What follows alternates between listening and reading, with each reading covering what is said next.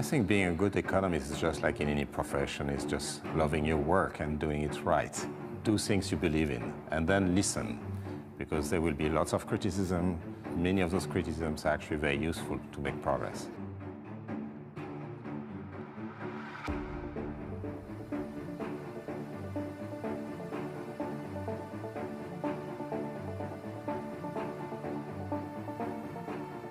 I hope that people looking back at my work will realize that it's part of a life of passion, passion for research.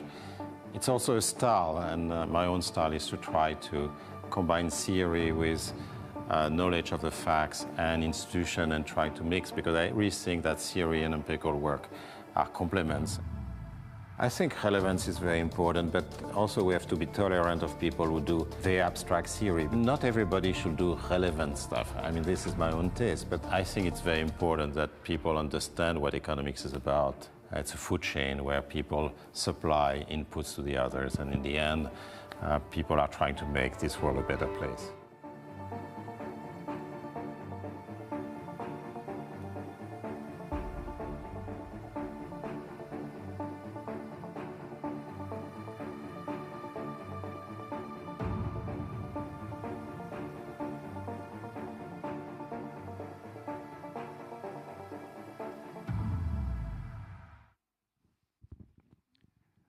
All right, good evening, everyone. It's a very emotional moment for me to welcome Jean Tirol here on campus. I think 27 years ago, for the first time, I put a foot on the ground that was not TSE at the moment. It was not called Toulouse School of Economics, but it was my first time in Toulouse, and I decided to move from Paris to Toulouse. And there was a gathering on the first day with faculty and young students like me enrolled in the PhD track. So we were very excited. And Jean came to me and said, "I don't think we ever met. Nice to meet you. My name is Jean Tirol, and welcome to Toulouse." So I think I said thank you, but deeply inside of me I say, you are the reason why I'm here. So I know exactly who you are, and it was also the case of Jean-Jacques Lafont. And I think going to Toulouse was the best decision I ever taken in my life. It was an amazing moment. It was really enlightening. And when you are in Toulouse in the PhD, you have amazing seminar every week. And when you have faculty presenting, it's pretty crowded in the room, and you have tons of questions to the presenter. In 99% of the case, the presenter already thought about the question and has the answer. Jean doesn't speak much, but when Jean asked the question, in 99% of the case, the speaker didn't think about that question and don't necessarily, have the answer. What I'm trying to say here is that I think, it's very, again, personal statement here, but Jean is certainly one of the brightest minds I ever met and one of the most humble and kind person I've ever met. And it's very hard to find those two qualities in the same person. So 27 years later, it's my turn to say we met so many times, but welcome to HEC. Welcome back, because you told me you came when you were a student at Polytechnique to have a tennis tournament here a couple of years ago. And it's a great honor, a great pleasure to welcome you at HEC. So thank you so much for being with us, Jean. And Nathalie, it's the first time we meet. So it's a great pleasure, and thank you for being here with us too. The tradition is that I leave the floor to the Dean of Faculty to present you a little bit more. So Andrea, the floor is yours. Thank you.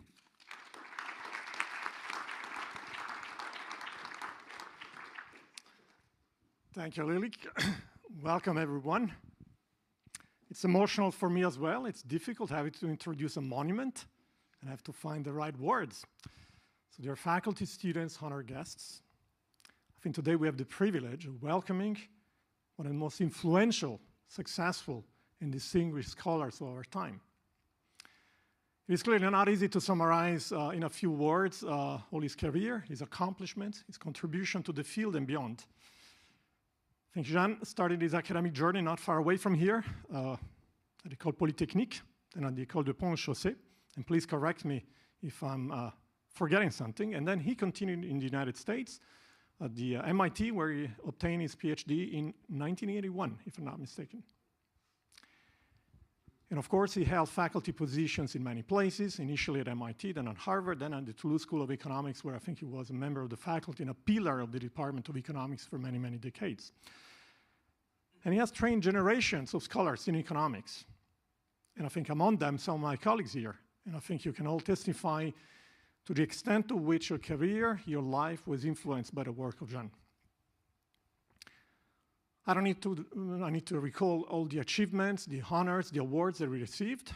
Of course, he was awarded the Nobel Prize for the Economic Sciences in 2014, primarily for his work on regulation, especially in industry where companies have a large market power. And his work really helped us understand how those industries have to be regulated to create, common wealth, social good, but also to help businesses thrive and develop. He was also honored with the CNRS Gold Medal in 2007, and he had distinguished positions such as the presidency of the Econometric Society and the European Economic Association. And I can count many other of them. I think what is most important is to try and understand why his work was so important. I mean, I don't want to cite the fact that he had, if I'm not mistaken, more than 200,000 citations on Google Scholar to give you an idea that is more than the cumulative amount of citations that the total number of faculty members of a typical university would have, to give you an idea of the impact on the academic field. I'm a humble professor of operations management, and therefore I don't pretend that I can fully explain that contribution that he made to the field of economics, to industrial organization, to game theory. At the same time, I want to say with certainty that his contribution extends way beyond economics. His ideas have shaped the thinking of scholars in strategic management, in operations management. I remember using his book, trying to use his book in my own research, and in many other disciplines.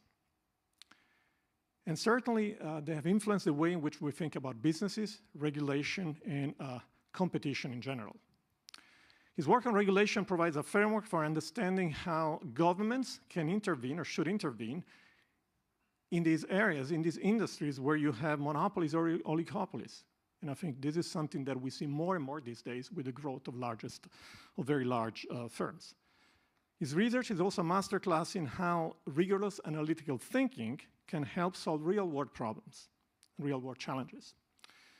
His work on industrial organization game theory has influenced scholars in strategy, for instance, providing deep insights into the behavior of firms, into market dynamics. And of course, these are all important to understand how firms take decisions, how they protect themselves from new entrants, how they develop and sustain competitive advantage. Also, his research on the two-sided market platforms help us understand business models in this context where you have intermediaries working in an industry. In operations, again, my field, his work was absolutely fundamental to understand the mechanism to design supply contracts. I'm referring to his work on contract theory. Procurement agreements, and how to align incentives in supply chains, which is obviously an essential task today, especially when we have fragmented and large supply chains. His models on dynamic competition and investment decisions also provide a valuable perspective on capacity planning, on technology adoption, and on resource allocation, which again are important decisions to ensure operational efficiency and efficiency in complex business environments. Obviously, I mean, he's a larger-than-life figure in academia, but his seminal work was important to make a significant impact beyond academia and really change the way in which industry operates, the ways in which policies are made. For instance, in public policy, his work have guided regulators in designing policy that balance the interests of consumers and businesses, particularly in industries like telecommunication or energy, where you have large players with a very significant amount of market power. So the fact that regulations can be tailored to specific industry conditions assure that you can access you can prevent excessive pricing, but also support innovation and assure that companies have a sufficiently large amount of profit. The work on two-sided market was relevant for the video game industry, and I know that some of the attendees tonight certainly play with video games, and we know how important it is to understand how developers of games, console developers, and users interact to provide an efficient industry. But beyond his intellectual contribution, I think what sets Professor Tirol apart is his work ethics and his passion for his work. If I may, I would like to illustrate an anecdote or to share an anecdote with you that happened when he received the Nobel Prize about 10 years ago. He was at that time preparing a grant, if I'm not mistaken, and the phone, of course, rang, and the call was from Sweden. But he was so deeply immersed in the preparation of that grant that he didn't answer. Once, twice, three, I don't know how many times, until eventually he picked it up and received the news. And I think that shows to what extent, when you're passionate about research and your work, you can forget about anything else. Now, for our students, and I know we have a few of them tonight, I would like to know that his work exemplifies how you can match the rigor of academic research using rigorous frameworks, models, passion for your work, but also the application of those frameworks and those rigorous models to real-world challenges and problems. And the combination of that provides, of course, a long-lasting impact that makes our life better, that has an impact on our society and on our economy. Of course, I could continue forever to cite contributions, to go through the papers, cite honors, but I think you're not here to listen to me, right? So you're here to listen directly from Professor Tirol, his journey, his perspective on challenges that we are observing these days. So please join me in welcoming him on stage. So thank you very much. Jean, the floor is all yours.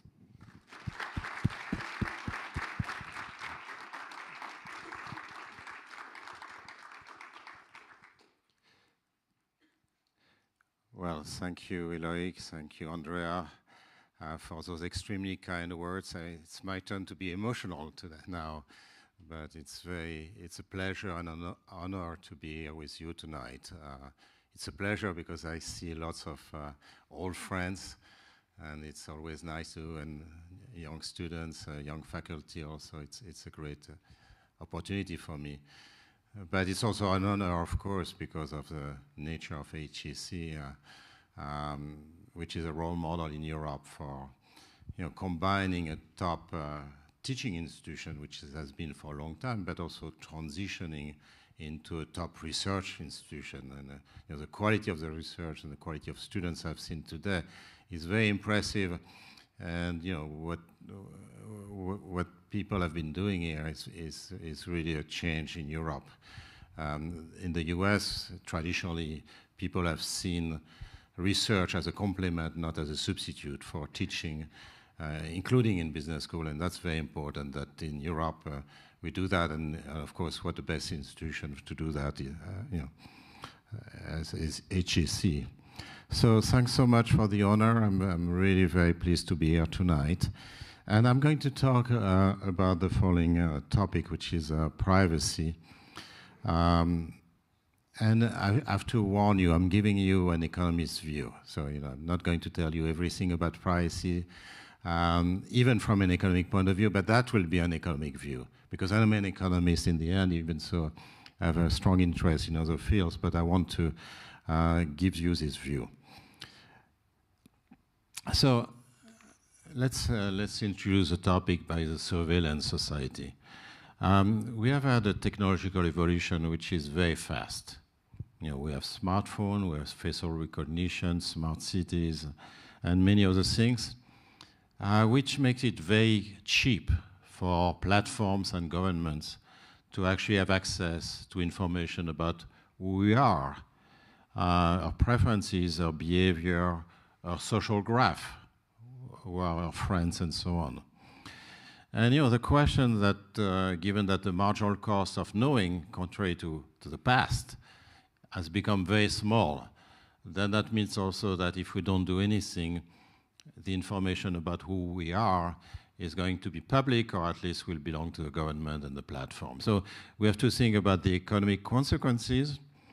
We are going to think about our likely behavioral reaction to this evolution. We have to think about political implications. I'm not going to mention political implications, but they are very important. And we are going to talk about the rise of the surveillance society. And let me start with 3 observations. So, first observation, we have the right to know who has our data and what's being done with our data. So, when you start saying, well, that's dangerous to have a platforms actually dealing with our data, the platforms will say, no, don't worry. If there's a breach or if I misuse the data, then I will suffer a reputation cost from that. That's correct, but that's not a complete argument, because whenever there's a breach or whenever our data is being used by others, first, we may not even know, but even if we know, we still suffer a loss, and we are not compensated for this loss. There is an externality.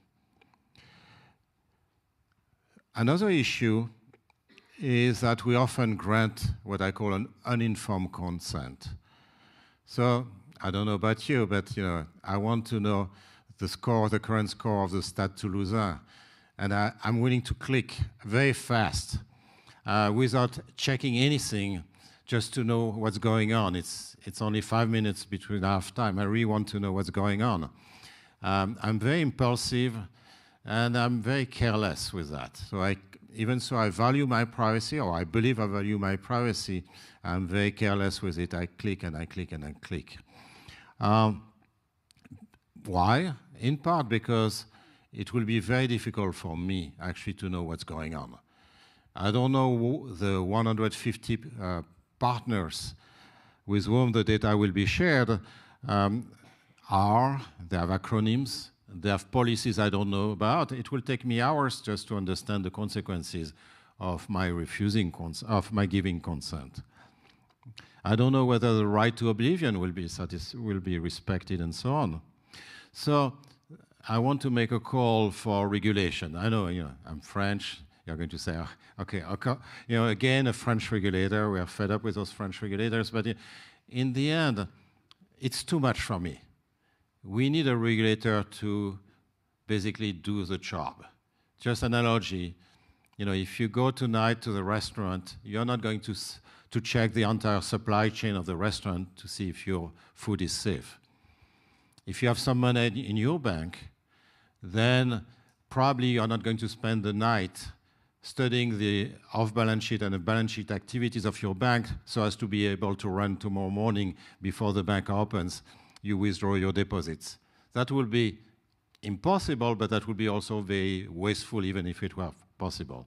So we need people, we need delegated monitoring, and we need that in the realm of consent. And finally, there is something more subtle, which is the sharing by your peers. So even if you go, in a very remote area of Ariège or something like that, and you don't have any computer access, you didn't take your computer with you, then still the platforms will know everything about you to some extent, because your family, your friends, people you love are going to share data about your health, about your politics, about your activities, and those data will be spied by the platforms and possibly by the governments. So there's direct information supplied by our social graph, which in the end makes us believe that even if you are very careful about the consent policy, in the end you are going to, the information about who you are is important. Second observation before I start, transparency or privacy is not just an individual choice. The first reason for that I just gave is that there are data externalities. The fact that we give data about other people, then there is bounded rationality, or rationally, I don't know how to call it actually, because there are high transaction costs actually of checking what is being done with our data. But it's compounded by impulsiveness. I want to know right away what the Stade Toulousain is doing, right? So there is this mixture of high transaction cost and impulsiveness, which is kind of dangerous. And finally, there's the issue of what economists call unraveling.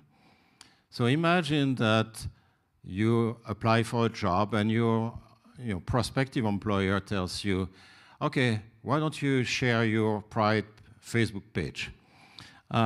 You'll feel uncomfortable about that, but if you say no, of course, your prospective employer will believe that you have something to hide. And you may be able actually to disclose it, even so you don't want to, and even so your prospective employer say, you don't have to tell me, So for all those reasons, there is a market failure in the market for privacy, and that part of it explains the privacy paradox. I think most of us in this room actually will say, okay, I care about my privacy, it's important to me, and then might behave like me, clicking impulsively without thinking, okay? So there is importance of a strong legal framework. Third observation, transparency may be costly. And here I'm going to start with just two applications of straightforward economics. The first is that transparency may imply the violation of the right to be forgotten in a certain sense. So there is a fundamental principle in law and also in almost all religions that once you commit a misdeed, you pay for this misdeed, but once you have paid for this misdeed, then you start with a clean slate. You have a second chance. This fresh start exists, for example, in bankruptcy. There is a discharge of debt. Another legal application, if you are a young person and you commit a misdeed, then your record is being expunged. And in the US, for example, most crimes, not sexual offenses, but most crimes, I mean, with Trump it may change in either direction, but most crimes are subject to the right to be forgotten, right? Now, the problem you're asking, where is it going with this? Well, the point is that now, with records which are being kept on the internet forever, then you never get a second chance. You never get a second chance because people can find out that you did something wrong in the past. And, just incentive theory tells you that if you don't get a second chance, your only choice is crime, okay? In order to start a new life, a better life, you need a second chance where you'll be able to be trusted by your employers, your friends, your partners. And if it's on the web for the rest of your life, you won't get this second chance. So it's just an incentive theory. If you want people to start on a better path, you must have, the right to be forgotten. The second classical application of economics in this matter is market segmentation. So it's a technical term, but simply saying platforms know everything about you. And because they know everything about you, they may actually capture your consumer surplus. They may obtain a bigger share of the pie because they know your behavioral, your geography, your demography, and so on, through your location, your consumption pattern, whether you have an Apple or an Android, and so on, your social graph. So they know roughly how much you are willing to pay for everything. But it's exaggerated, of course. But if they know exactly how much you are willing to pay for everything, then that means that with individualized pricing, you are not going to get much surplus. Another issue is if you are someone like me and you don't have a clue about many things, then the platform can basically sell me the lemons, because the platform knows from my search behavior and from my overall behavior that I don't have a clue.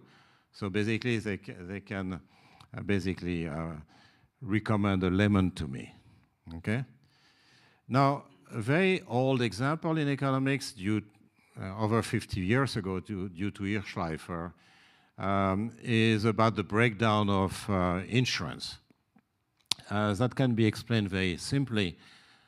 Imagine that you had an insurance market which is not regulated, and the platforms or the insurance companies can have access to your genomics, then they can know whether you are very high risk or very low risk of getting cancer or something like that. And of course, if you have a high risk, you'll never get insurance, or you get insurance at prices which are outrageous. So the destruction of insurance, now you tell me, you don't have to give it, but the answer is yes, for the unraveling reason I was giving earlier. So if the insurance company gives me your genomics, asks for your genomics, then if you don't give it, that's suspicious, and automatically you won't get insurance either. So there is unraveling, and there are lots of other examples I'm not going to go through, but that's really an issue. So that's actually why in countries where insurance is private, the private companies are not allowed to actually discriminate on the basis of various things. Okay, it's not just not allowed. You need a regulation for that. So I come to the outline. I'm going to try to go beyond this standard economic view, building on image concerns. We certainly all care about the image which is projected by our behavior. I will start with something which is called consensual behaviors. So consensual behaviors are behaviors on which we basically all agree on what's right and what's wrong. I think we all agree that crime is not very nice. Emitting carbon is not very nice. Being individualistic is not very nice. So there's a clear ranking of the behaviors. Then we'll move on to divisive behavior, where in contrast, we don't all agree on what's right and what's wrong. So that characterizes politics, religion, sexuality, social roles, and so on, where there are different views on those things. And that gives rise to different patterns. I will say a few things about social scores, which are record systems that evaluate for trustworthiness individuals and businesses. The most important case is China, but it's being spread to many countries. And I will just have a very quick discussion on the way we could counter techno-authoritarian power.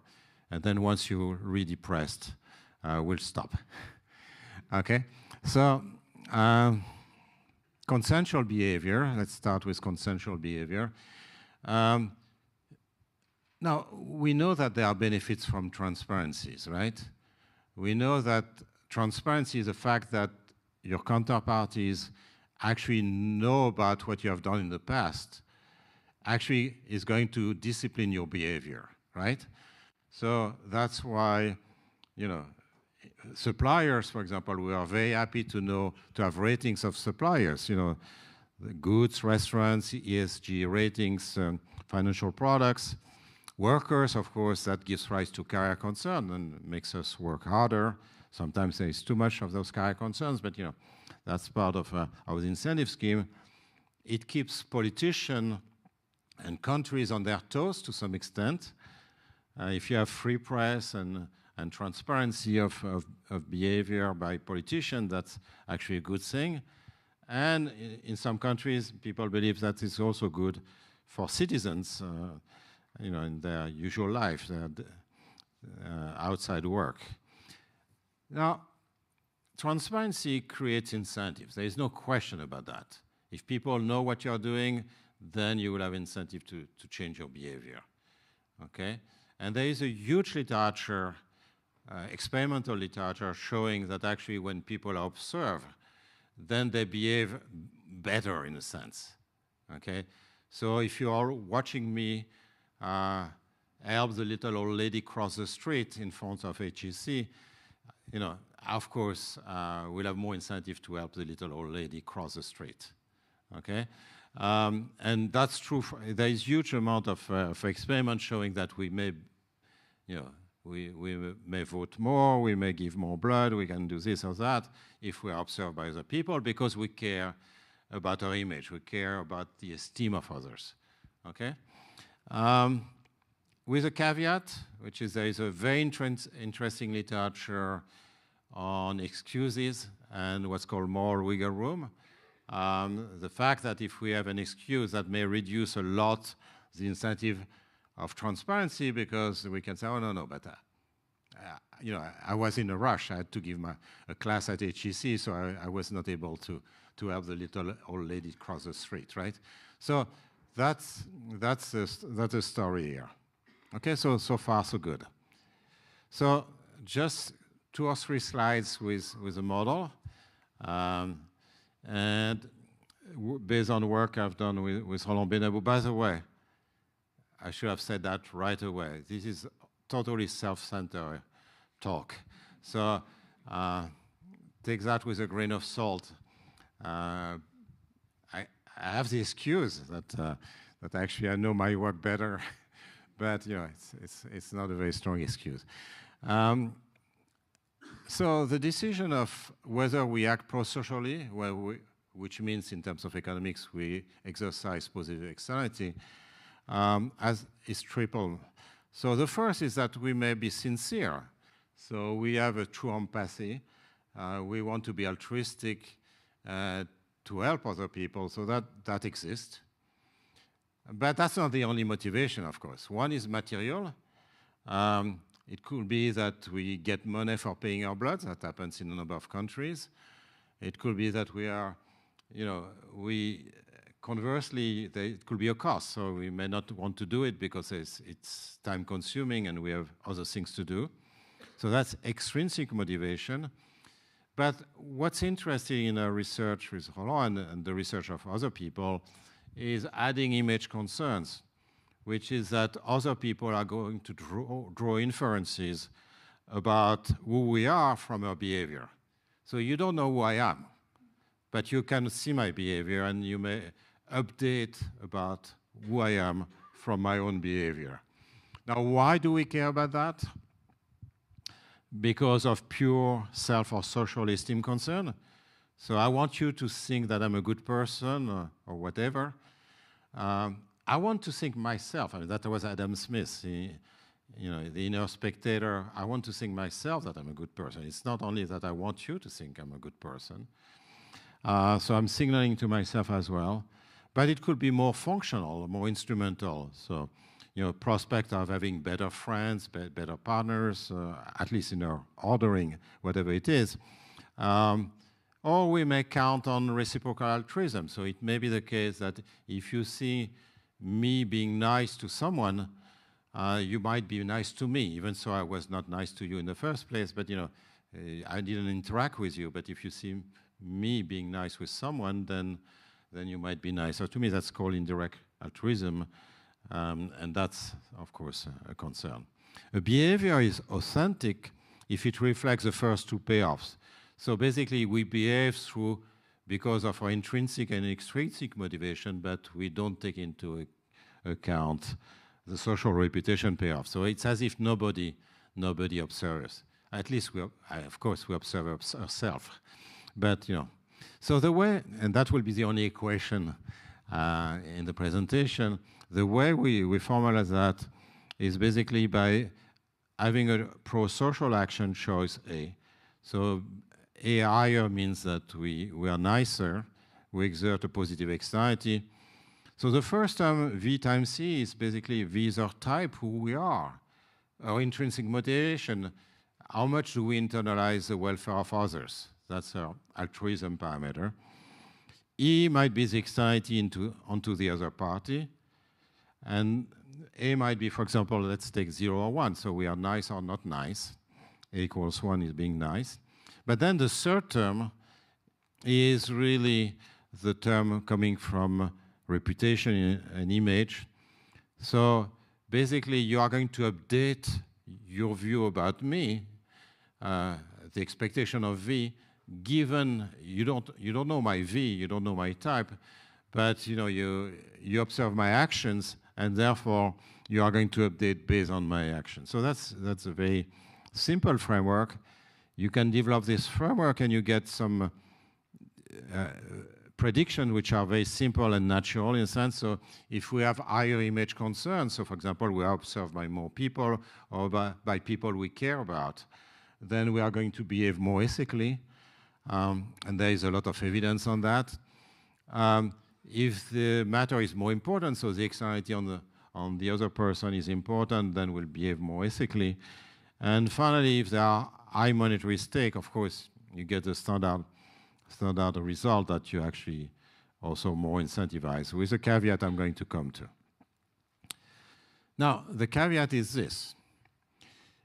If people differ in their greed, in their marginal utility of money, then incentive may have some bad implications. So let me explain. So here I drew Homo economicus. So, I mean, it doesn't have to start at zero, but basically, when you increase the reward for acting prosocially, so when you increase Y in the previous model, then if you increase Y, then you just increase the supply of, that's an average over all these. So over the population, you increase the supplies of prosocial behavior. That's the standard economist conclusion. Now, if you start increasing image concerns here, so increase mu, so the person becomes more and more concerned about his or her image, then something bizarre happens. I mean, take the red curve, for example. So at some point, actually, you have a downward sloping supply curve, which means that you pay people for giving their blood, and they give less blood. And for an economist, it's really something bizarre, right? If you pay for giving the blood, then you should get a higher supply of blood, but that may not be the case, and there are experiments that show that. It's actually a phenomenon which is very well known in psychology. It's called over-justification. And the reason why you get that in the work with Roland is really to say, okay, if you pay people for giving their blood, they may give because they are generous, or they may give because they want the money. And if you don't know how much they want the money, then you might say, maybe that's because they really want the money, because they want the money, not because they are generous. So you cast a doubt. I mean, in economics, we call that a signal extraction issue. You cast a doubt about why the person was doing it in the first place. Of course, if you pay enough, that would be fine. But if you don't pay enough, actually, that may reduce the supply. So that's one implication of this kind of modeling. Another implication, which comes here from the heterogeneity in image concern. So, people have different mu's in the model, the previous model. So, some people are totally image obsessed. They are really obsessed by the image they project onto others. Some people just don't care, and most people are in the middle.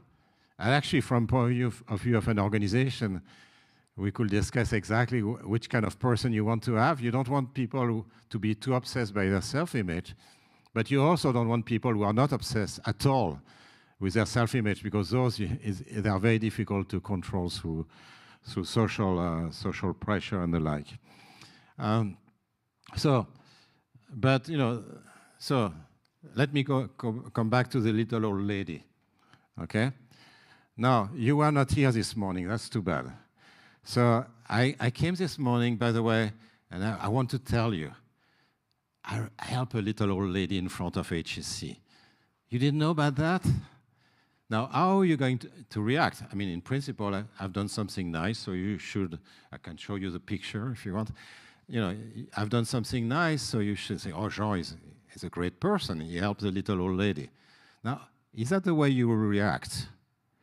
And my guess is that it's not the way you react. You say, Jean is an asshole. He's trying to buy social prestige. He wants to show off in front of us. And the reason he helped the little old lady is actually he's totally image concerned. So he wanted to buy social prestige, not because he was generous. So again, a signal extraction issue. And this is very interesting because that's the kind of game we play. I mean, this is maybe not this particular game, but that's the kind of game we play many times each day. And much of social interaction is about social signaling and image concern. So And there's a lot of signal extraction there, okay? So I told you transparency is good if you have consensual behavior, because that promotes pro-social behavior. But with the caveat that you can have some crowding out effect of incentives sometimes. You know, the inferences are complicated, even so we intuitively, understand them. The other benefit of transparency is that it promotes allocative efficiency. So avoidance of wrong matches. If you know that someone is a sexual predator, or the politician you wanted to vote for is actually corrupt, of course, we are going to get better matches. And conversely, if we share information, we can get good matches. Now, let me come to the cost of transparencies. So the first cost, which is not that important, but it can exist, is that sometimes you get over-incentives from transparency. So if we're observed, we can actually be too accountable and engage in excess posturing, okay? And that will happen when you have small externalities. So you want to show off, but the externality is not big enough to justify. So the social prestige that you buy exceeds somehow the externalities that you exert onto other people. So everybody knows what this is? What are you doing at HEC? I mean, what do you teach them? Okay, so that's Black Mirror, season 3. Okay, so that is poor Lucy. This is a dystopic series, and this dystopic series, in that particular episode, has basically some kind of social rating system. It's an old thing, a social rating system where whenever you meet someone in the elevator or in the street, you rate the person in front of you. So whether the person smiles and so on and so on. And of course, lo and behold, person, you're smiling all the time. And of course, this poor Lucy, actually, there is a lot of bad things that happen to her, and her rating goes down, and she becomes a social pariah, and so on and so forth. But the point is that, if you observe all the time, then you are going to be nice, even when being nice is not that important. So I will celebrate your Facebook birthday, even so, I may not even know you, in a sense. All kinds of things that, leads to an excessive attention to self-presentation. And that's what has led philosophers actually to talk about authenticity. Because we economists, we often think of transparency as being a good thing, and in some areas it's a very good thing, actually. But of course, you distort your behavior to look good. And you are under social pressure. And that was discussed by Sartre, but Bernard Williams, for example, a philosopher, was saying to act morally is to act autonomously, not as a result of social pressure. Mu equals 0. Mu equals 0. So as if you were not observed. That's exaggerated, I think. It's way exaggerated, but there's something to it. Sometimes we actually be under too much social pressure. Okay. Other cost of transparency is what's called moral licensing. So what is moral licensing? Moral licensing is basically, and those are psychologists saying it, is when people initially behave in a moral way, they later on are more likely to display behaviors that are unethical. So you have an opportunity to show that you are nice, and then the next time you do the wrong thing. So, for example, there were some experiments after Barack Obama's election. People who voted for Barack Obama, took the license of sometimes having almost racist comments somehow, because of course they are not racist. They voted for Barack Obama. That's the kind of thing that that may happen. So basically, what we did with this team is really to think about the theory behind that, behind moral licensing, that requires multiple activity, as you might imagine. You get brownie points in one dimension, and then you can spend your brownie points or your reputation in another dimension. And that's linked with multitask carrier concern or image concern. Okay? And in that case, the single task prediction, giving a socially valued behavior more visibility, makes it more prevalent. Does it still apply? And the answer is not. And we both have the theory and the experiment that shows that this may happen. Okay? So let me go very quickly through that. Finally, let me say a few things about the link between the incentives that economists emphasize and the notion of a norm. We economists, and I do that all the time, and many people in this room also do, basically emphasize the role of incentive. Okay? We pollute too much, let's have carbon price. Okay? There are too many layoffs, let's have a bonus-malus, experience rating, and so on. Of course, much of our research is trying to say there are caveats. When you design incentive, you have to pay attention to the way you design them, so it's more complicated. But by and large, our message is incentive. And there is not enough of this message in the public debate, of course. At the same time, legal scholars emphasize, they do emphasize the law, which is an incentive. It's a price for good and bad behavior. You go to prison, you don't go to prison. That's clearly an incentive. But they also emphasize that the law is going to express and shape the value of society. That's called expressive law. Sociologists tend to emphasize norms-based intervention, which is the idea of disclosing information that alters the agent's perception of the social norm or the consequences of their action. Now, what we do in this paper, again with Roland Benabou, is to reconcile the various viewpoints.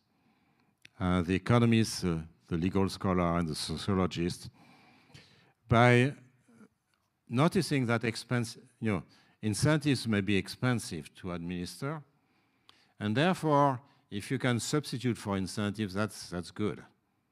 They may be impossible or just very expensive to administer, so then you have to enlist a social norm. You have to enlist other types of things. Okay? So what we do is to assume that the policymaker has information about societal values. So for example, the government might know that the tax evasion rate. I don't know the tax evasion rate in France. What does it mean? But the government may have, the service, the Minister of Finance has information about tax evasion. He or she has studies for that. Or the government may know better about the social cost of carbon, okay, than the average citizen. So in that case, what can you do? So let me just give you an example just to explain what the problem is. Imagine that I tell you, okay, the French public debt is pretty high, the deficit is not going down. We really need money, and this money is going to be important. Unfortunately, most of your compatriots, and I realize some number are not French here, but a number of the French taxpayers are evading taxes. So I come to you, I'm a politician, I'd say, the French people evade their taxes, so that means we have very little money. Please pay your taxes because the marginal utility of your taxes then is very high, which is true, because there is no money left. Now, what are you going to do? Are you going to pay more taxes or less taxes? And the answer is it's going to change the social norm. If you learn that your compatriots are not paying their taxes, then you are less likely, not more likely, to pay your own taxes. Okay? And that means that you have basically sent a message about the goodness of society, and this message goes in the wrong direction. So basically saying, you should pay your taxes because your compatriots are not paying their taxes is a non-starter. Okay? So what we do is really to imagine think about whether expressive law should be soft or tough. Okay?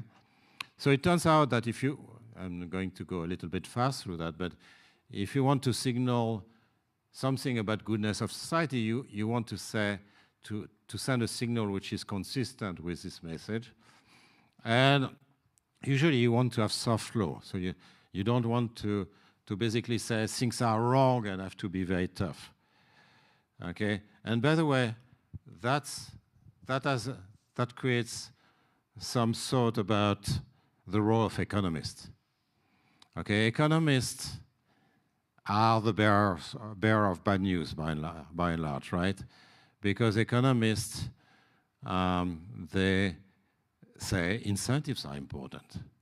But when you say incentives are important, you have a study saying, whatever, I mean, if you give incentive, people will behave better, and here is the evidence, then you are really saying, well, society is not as good as we wish it to be, right? Because people need a stick and a carrot. They don't do everything through intrinsic motivation.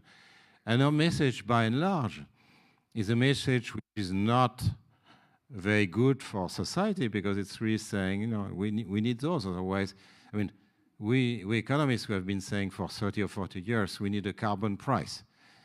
With the success we know. I mean, there are other reasons why it has been a failure, but and I still think it's the right policy. But at the same time, people say, but no. People are so nice that they will end up doing the right thing for mankind, for the planet, and all the evidence shows they don't.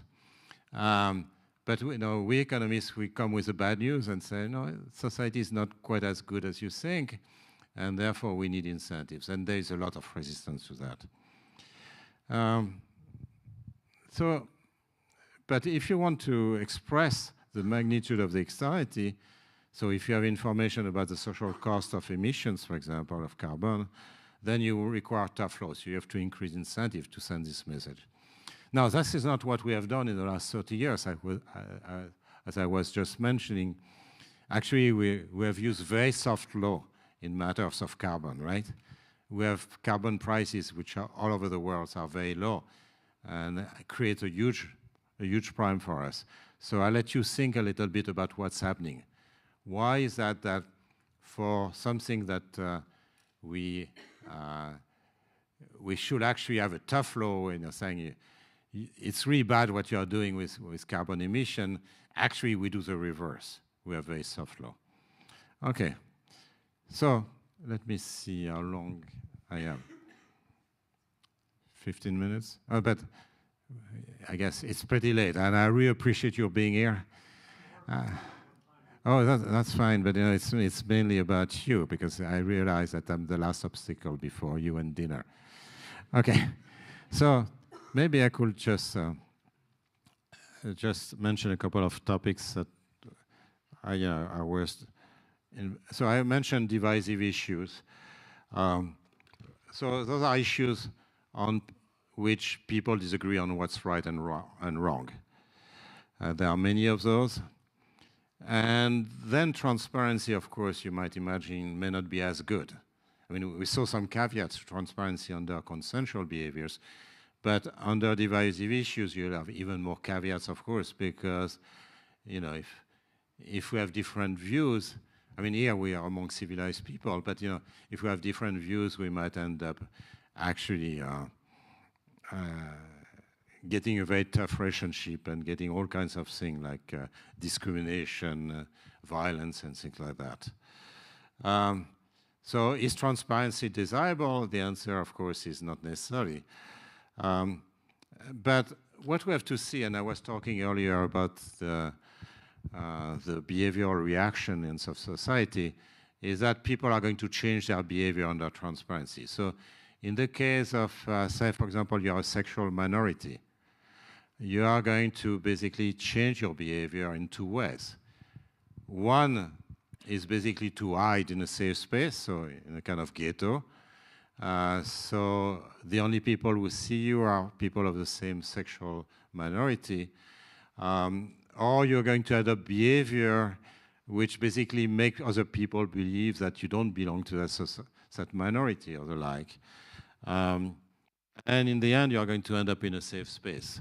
It could be for politics. You meet with your friends with the same opinion. It could be the religion. It could be whatever. And that's one reaction, is that you hide in a safe space. The other is that you might change your behavior and do not engage in the behavior that you like to engage in. And that's another cost of it. And there are many costs of transparency.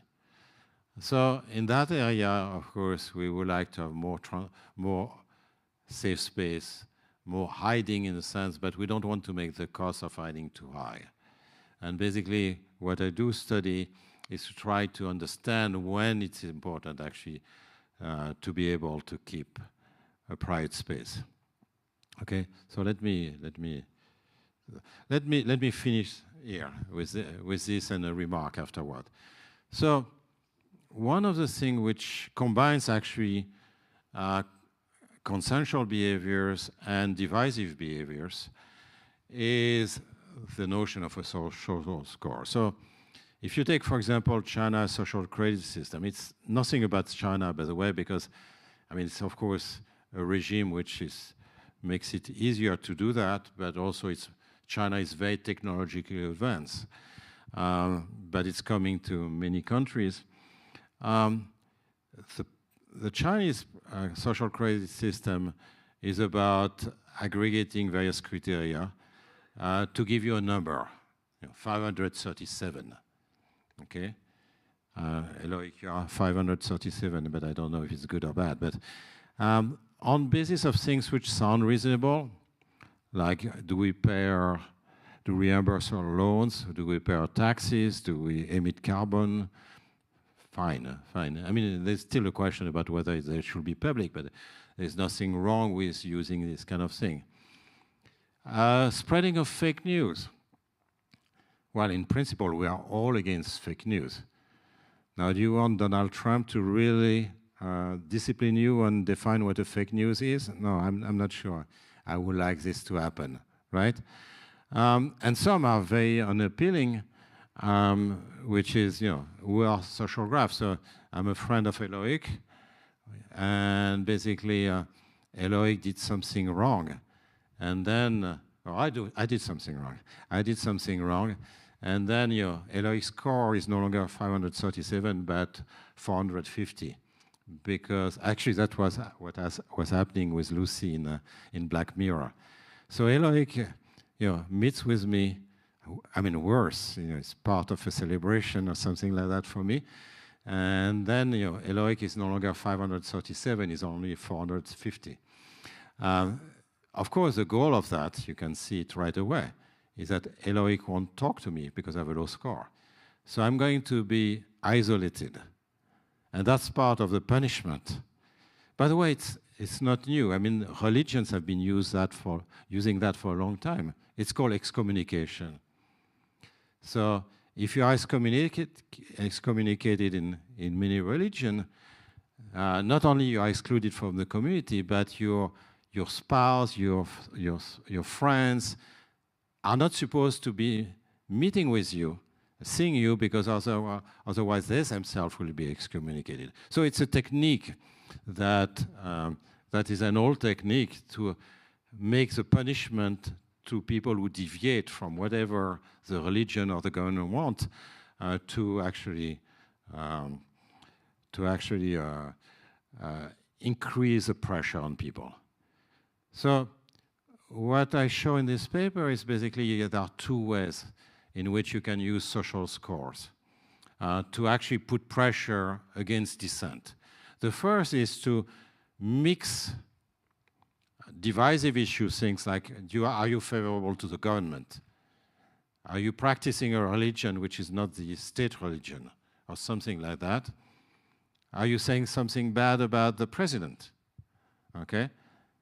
and you combine that with more natural ways. The criteria like, are you reliable? Are you trustworthy? Did you cheat on your friends? And so on. You bundle the two together. That's the first way you do things. So you create the interest in the social score, and then you add.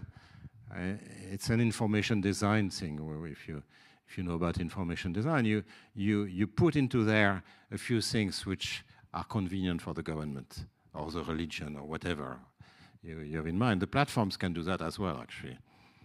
So if I speak against the platforms actually could put lots of things about me in the newsfeed of others, for example. So this is a bit scary. And the second one I already mentioned, which is basically using the social graph actually to be able to basically using guild by association. So guild by association is really a very old technique, was used a lot in Eastern Germany by the Stasi. Now, the new thing is that the Stasi actually had hundreds, maybe millions of informers. They were paying lots of people. It was a very, very high-cost thing.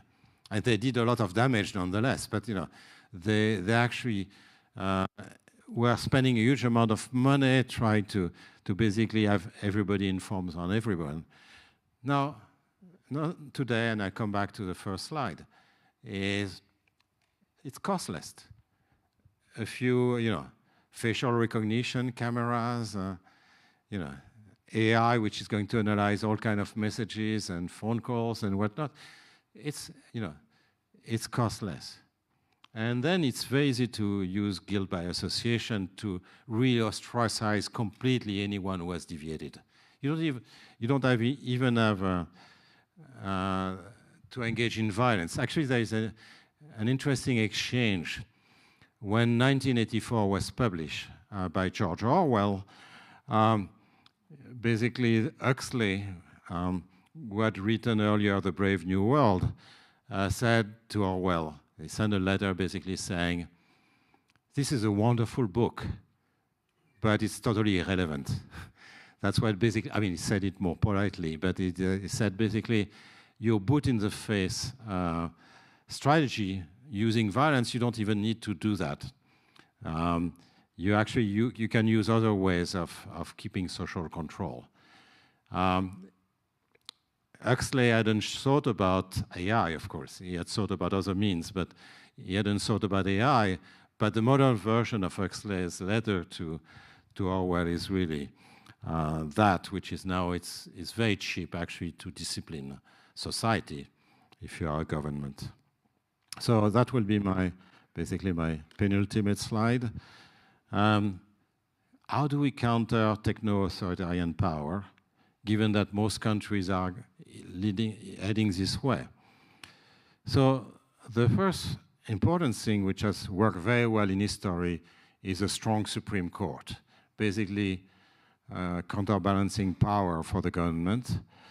But we see now, and that's particularly even the US, which has a long democratic tradition, but in many other countries that, one of the first things that an autocrat does is to attack the Supreme Court and the court system more generally.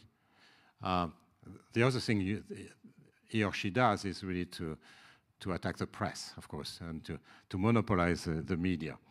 Okay, so Supreme Court can be a very good counterpower, but we are learning now that even in countries with democratic elections, that may not work, and that's a very bad news. We should not leave legacy data around, and I come back to the right to oblivion, but with a different meaning, which is, even if the current government is benevolent and is never going to make use of the current data, the next government might not do that, right? And that's a danger. You could think about international agreements. So we do have Geneva Conventions, to maintain some humanity in armed conflicts. In Europe, we have rules about prisons, which are actually not always respected, and so on. You could have protest movements. But, you know, if you ask me, you know, can you have Budapest or Tiananmen Square nowadays? I'm not sure. I'm not sure because now with facial recognition and AI, you know, any beginning of a demonstration, even a small demonstration, will be basically seen by the government, and you know that will be kind of difficulty. So it's going to be very difficult actually. But then the last resort and it will be the revolt within the party, within the ruling elite, within the military or something like that, but it's not going to be easy. So there is a big social science issue. I don't have the answer, but we have to think about that because, you know, this illiberal path we are taking in all over the world is very dangerous. So our digital future, of course, you know, there is a more optimistic view, which is that it promises a lot. So our living standards which will be much higher. Else, I mean, it's amazing what is happening in the matter of drugs, new drugs and the like.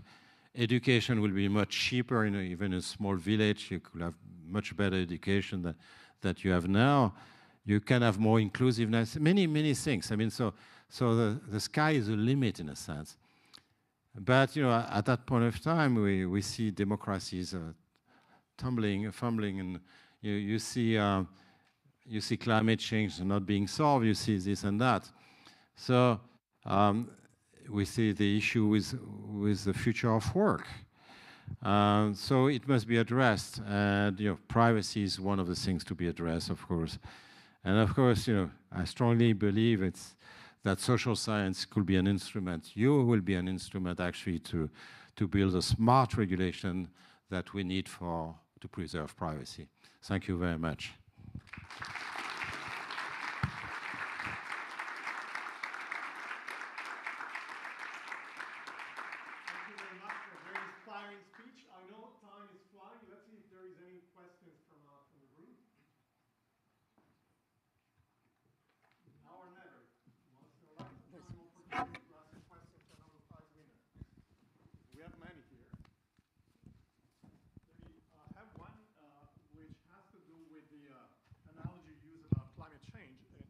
What we hear a lot is that if we implement regulation here, but they don't do it elsewhere, then it creates asymmetries of productivity and competitiveness, and therefore, as a result, nobody wants to do it. Would you see something similar with respect to the regulation of, say, transparency and privacy?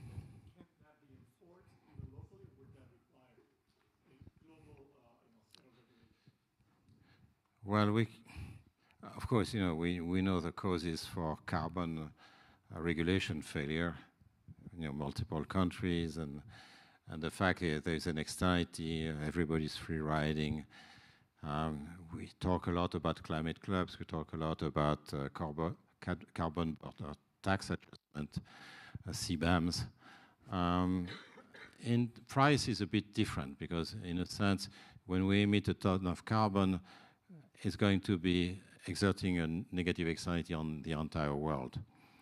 Now, the direct externality of the lack of privacy will be on the citizens of the country. Now, you could have, I mean, that's why prisons, for example, is a better example, because a better comparison, because after all, you know, if French prisoners are not treated well, why is that of interest to Germans, right? You might say, but what you could have is to have, behind the veil of ignorance, basically have some kind of international agreement. So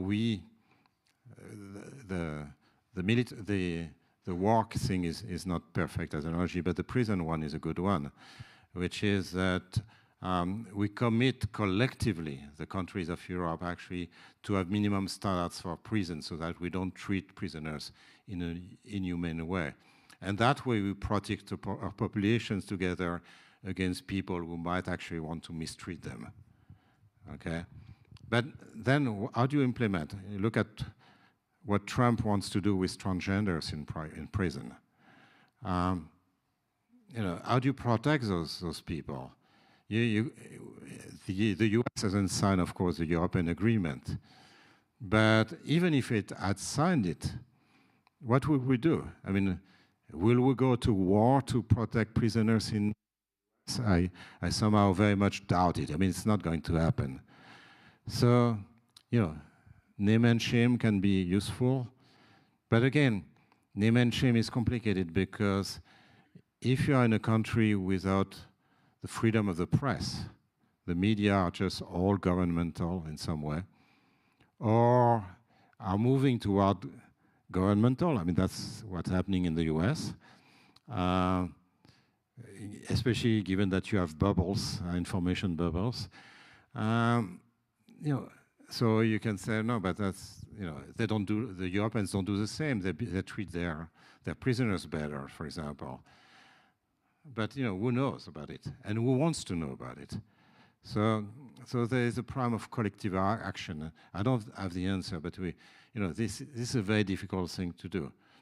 But, you know, I'm all in favor of, behind the veil of ignorance, trying to constrain the governments from taking bad action toward their citizens.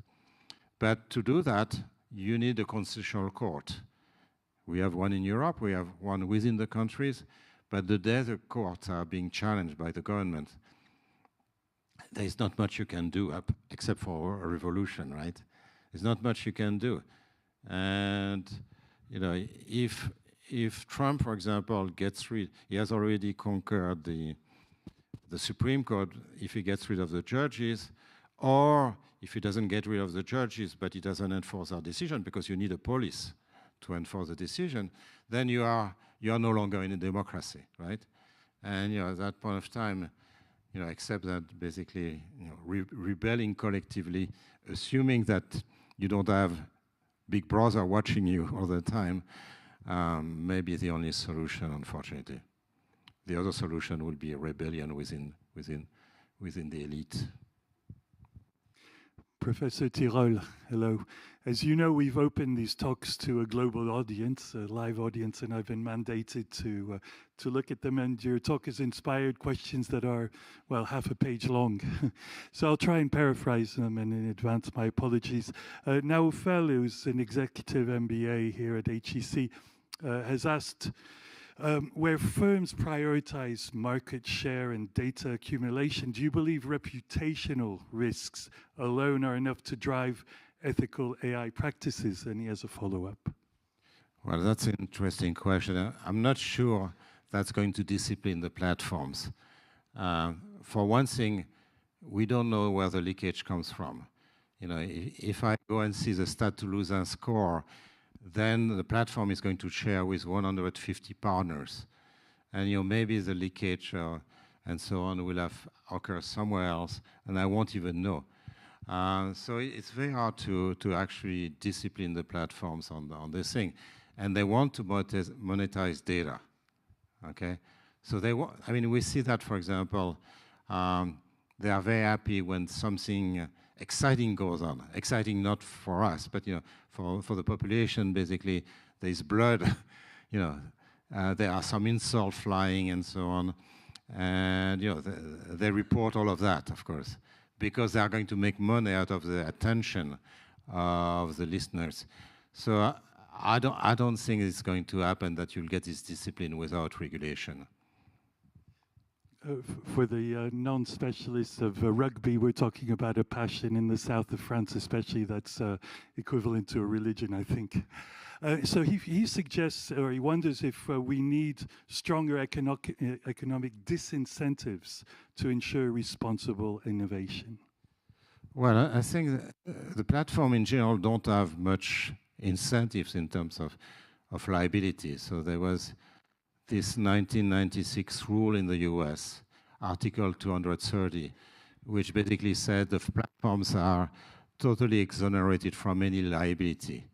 So if the data leak, if Amazon sells goods which are not good, that's not the responsibility of Amazon. Okay, if things have moved a little bit, or if there is slander, or if there are insults or anti-Semitism or whatever, that's not the platform's responsibility. Now in Europe, we are trying to make the platforms accountable, which is important, because if we want them to behave well, it's like for carbon. I mean, you need an incentive at some point. So here I'm returning to be an economist, and that's very important.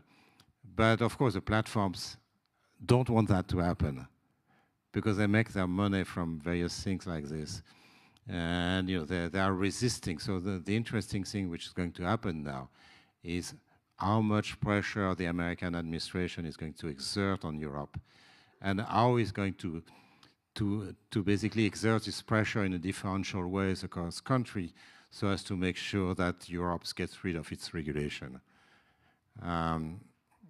We'll see. Hi, Professor. I'm Qi Jun, a PhD student. The economics suggests that the deregulation seems to be the mainstream in the future, and regulation has become a comparative disadvantage, such as for Europe, I say. How do you view the balance between the development and the regulation? Thank you. Okay, so that's a good question. And Europe is often accused of being a regulatory giant and an economic midget. It's true that we like to regulate. Now, personally, I'm pro-regulation, but pro-smart regulation. So, and then you're going to ask me, what is smart and stupid regulation? There's a lot of stupid regulation in Europe and every European country, and there's no question about that. That should be suppressed. Now, how do you recognize good regulation? Well, you look at market failure. Do they correct the market failures? Okay, that's one of the things that you can use, as a compass. Are we social scientists in agreement with that? Is that going to help with society? And all the rest should be gotten rid of. And the problem is that, as we know, people who have a job, they want to justify their presence on a job. So often they want to create new regulation without necessarily realizing that they are going to make the life of firms, for example, much more difficult, making them non-competitive with respect to the rest of the world. So I'm not against Europe regulating. I think it's a good thing. But people, the critics, of course, of regulation, they're also right, which is we have to have the smart regulation, not the others. Thank you so much for the talk. No pressure. Yeah. Thank you for the interesting overview and talk. Throughout your talk, I had the feeling that you were flipping between kind of the state being the savior in the sense of imposing smart regulation and the state being the problem when they become corrupt, and then the uncertainty between elections and even democratic governments flipping. Do you see any kind of hope or way out in the sense of, is there regulation that can protect us from corporates that might want to harm citizens and from future governments that might want to harm citizens? Well, for one thing, of course, having transparency can discipline the state a little bit. And the governments in general don't like transparency for good reasons. So that can help a little bit to have this transparency. Now, what's going to happen with the future of the state, I don't know, because at some point you need to have the courts implementing things. So the state will. Lots of people want to be autocrats. They want to be strong rulers of their countries, and there are lots of people like that. There is an infinite supply of that. Some are more gifted than others, but by and large. And we must have the institution that prevent this from happening. Now there is a broader question which of experts. So what do experts do? Because it's easy to say, okay, just have the smart regulation, not the others. But who decides what's smart? Is that Jan? Yeah, maybe. I think so. But this is an issue. Who are we? Somehow. So what we can do is basically explain, what our science is about, and share this knowledge. Now, are we going to convince people? That's difficult. That's difficult, and I'm mentioning Jan because Jan knows a lot about those things. You know, convincing the people is very difficult because, you know, if you want to convince, you can write an article in Le Monde, but that's not going to have much effect, honestly. That's not going to have much effect. I mean, that's what we do. But in fact, the impact is relatively limited because, you know, the people who should read those articles, they are somewhere else. And those people don't want to read Le Monde or the Standard newspapers. They want to read something else. And, you know, reaching those people, you know, maybe, you know, I have a colleague at MIT who is a strong Democrat, and he goes to Fox News, and I think that's wonderful. I mean, I'm not doing that myself, so I'm not courageous enough, but, you know, I think it's wonderful, you know, and he gets beaten all the time. But, you know, at least he confronts the people who has to learn about it. Now, those people will say, oh, no, he's a crazy, we don't want, but, you know, at least he's trying. But that requires a lot of courage, to be honest. So the role of experts, we could talk for an hour about the role of experts in the current society, but it's not an easy one. It's not an easy one.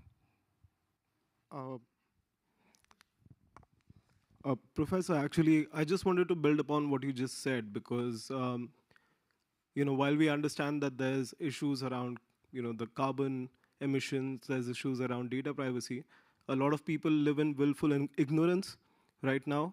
And, you know, my question is more about how do you incentivize governments to create regulation around it when in a lot of countries, these same governments are sort of using these divisive, you know, issues to, you know, capitalize on them for votes? Well, I mean, actually, they get votes actually from not doing it, right? So that's the issue, and you know that means in the end we get the politicians we deserve, right? We get the politicians we deserve, and if we don't have a clear view about how society should be organized, and that's something we have to start teaching at school. Is really, you know, we don't realize, you know, I'm always upset by the French system and so on. I always complain about it, but in the end, we don't realize how happy we are. You know, we have a society which actually has a lot to say about it. Even so, there are lots of things that annoy me. But you know, in the end, when we value, you know, what we have been living through for decades now, a mixture of democracy and social progress and economic progress. Even so, it's very imperfect and lots of wrong things. We just don't realize, and you know, people listen to the crazies who are promising them a lot, and you know, and they've never been tried. So, and even better things. But then we have to realize that we might be in Germany in 1932, with the media actually and the bosses basically serving the power, and you know. Once all those countries have taken away the Supreme Court and the court system, there's no return, no easy return. So we should also appreciate what we have. But how do you convey that? And you know, that's part of the challenge for us to actually, and maybe I should be more positive and actually say, no, look, you know, it's not perfect, far from it, but you know, there's something that we have and we could lose very soon.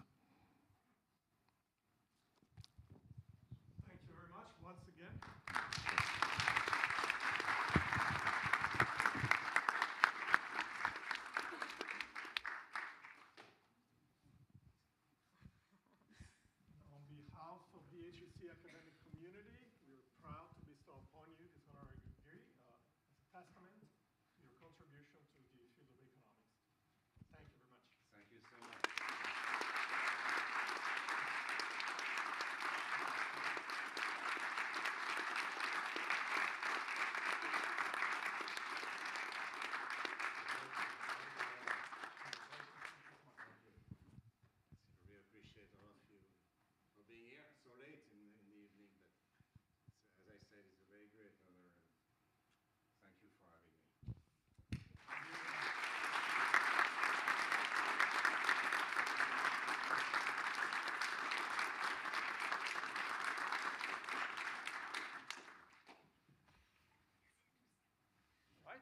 time to have dinner.